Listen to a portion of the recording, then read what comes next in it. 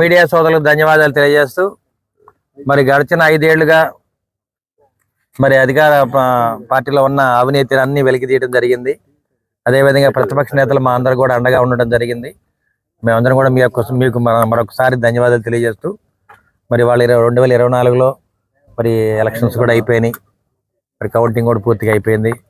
పల్నాడు జిల్లాలో ఒక MP seat 7 assembly సీట్లు కూడా గెలిచాము.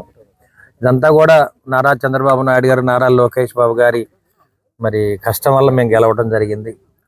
1983లో ఏ విధంగా అయితే తెలుగుదేశం పార్టీ గెలిచిందో అదేవిధంగా 2024లో మళ్ళీ మేము గెలవడం జరిగింది.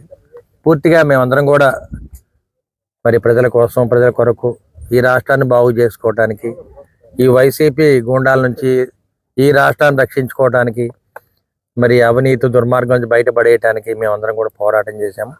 మా కష్టం ఫలించింది. మరి ప్రజలు మాకు అండగా ఉన్నారు, మమ్మల్ని గెలిపించారు. మరొకసారి ప్రజలందరికీ కూడా ధన్యవాదాలు తెలియజేస్తున్నాము. అదేవిధంగా ఆంధ్ర రాష్ట్రంలో ఉన్న ఓటర్లందరూ కూడా చాలా మంచివాళ్ళు. వాళ్ళకి ఎప్పుడు ఏది అవసరం అవుద్దో అప్పుడు ఆ పార్టీని గెలిపించుకుంటారు.